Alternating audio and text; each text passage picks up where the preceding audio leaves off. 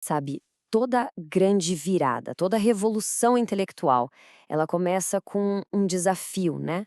Com uma ideia nova que chega e ousa questionar aquilo que todo mundo já aceitava como verdade absoluta.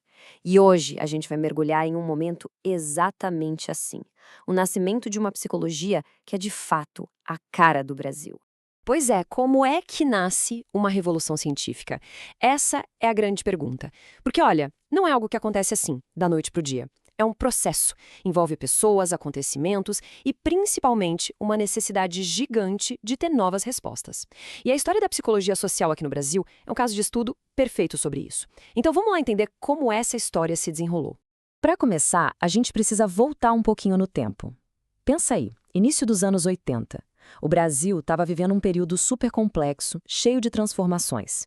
E nesse cenário, o modelo científico que dominava tudo estava prestes a ser, bom, a ser colocado à prova. Naquela época, a psicologia social no Brasil era basicamente definida por teorias e métodos que vinham de fora, principalmente dos Estados Unidos. Era como se pegassem um manual de instruções escrito para uma outra realidade e tentassem aplicar aqui, sabe? A ideia era que existia uma fórmula universal para entender o ser humano, ignorando completamente as particularidades, a história e a cultura do Brasil. E é aqui que o embate fica claro. A gente tinha, de um lado, essa visão dominante, totalmente baseada na psicologia norte-americana, buscando princípios universais, que valessem para todo mundo, em qualquer canto do planeta. Mas do outro lado estava surgindo uma alternativa, uma nova psicologia que a gente chama de sociohistórica, e que dizia, peraí, para entender o que acontece aqui, a gente precisa olhar para a nossa realidade social, política, a realidade única do Brasil. E o mais legal é que isso não era só uma briga teórica daquelas que ficam só na universidade. Não. Era um movimento de verdade, impulsionado por uma busca por uma psicologia aqui que fizesse sentido. Uma psicologia que pudesse explicar a complexa realidade do Brasil, que olhasse para o povo brasileiro e dissesse: eu te entendo e eu posso ajudar a gente a pensar em como transformar isso.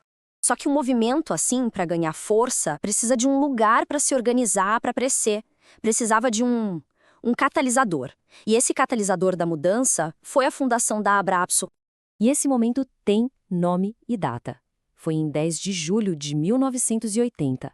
Uma figura central nessa história, Silvia Lane, fundou a Associação Brasileira de Psicologia Social, a Abrapso. Foi o momento em que esse novo movimento ganhou uma casa, um lar para chamar de seu. Ela basicamente criou o espaço onde essas novas ideias poderiam florescer. E olha só o peso disso. Essa citação do Moyon resume tudo. A criação da Abrapso não foi só mais um evento no calendário. Foi um marco decisivo. Foi o momento em que a psicologia social brasileira virou a chave e passou a olhar de frente para a nossa própria realidade. A realidade socioeconômica, política, cultural, a realidade do Brasil de verdade. A partir daí, a Abrapso se tornou o grande palco, o espaço onde essa nova psicologia estava sendo construída. E não era só para o Brasil, não. O impacto disso ia se espalhar por toda a América Latina. Era o lugar onde as coisas realmente aconteciam. Ok, então a base já estava montada. A Abrapso já existia. Mas agora vinha o ponto de inflexão intelectual. A grande batalha no campo das ideias. E essa virada de jogo veio através de um livro, chamado O Homem em Movimento. Para a gente entender o tamanho da virada, vamos olhar o cenário acadêmico no comecinho de 1983. De um lado, a gente tinha Haroldo Rodrigues, o grande nome do modelo tradicional com 54 menções nos trabalhos da época. Do outro, Silvia Lane, a líder do novo movimento, com 22. A diferença era grande, né? Parecia que o jogo já estava ganho para o lado dominante. Pois é, parecia. Mas, naquele mesmo ano, uma única publicação iria mudar o campo para sempre. E aqui acontece o que ficou conhecido como a virada histórica. Em 1983, o trabalho de Haroldo Rodrigues ainda liderava. Mas aí entra em cena o livro O Homem em Movimento, de Lane e Coddo. E olha o que acontece. O livro alcança 65 menções. Supera, e com folga, o Rodrigues, que ficou com 36. Em um piscar de olhos, a nova perspectiva não só chegou, como se consolidou. E já em 1984, esse livro era a principal referência da psicologia sociohistórica no Brasil. E o que esses dados mostram é algo muito importante. Não foi só uma questão de moda ou popularidade. Foi uma consolidação teórica. A comunidade científica olhou para o homem em movimento e reconheceu o valor, a força e a necessidade daquela nova forma de pensar. O jogo, de fato, tinha virado. E essa vitória estabeleceu um novo marco. Mas qual foi o legado que ficou? O que essa psicologia sócio-histórica deixou para nós? Basicamente, o que se consolidou foi a psicologia sócio-histórica. O que é isso? É uma abordagem que busca entender o ser humano não como um ser isolado, numa bolha, mas sim a partir da análise das suas condições concretas, da sua história, da sociedade em que vive. A ideia é poderosa. A gente é moldado pelo nosso tempo e pelo nosso lugar no mundo. E aqui está o ponto-chave.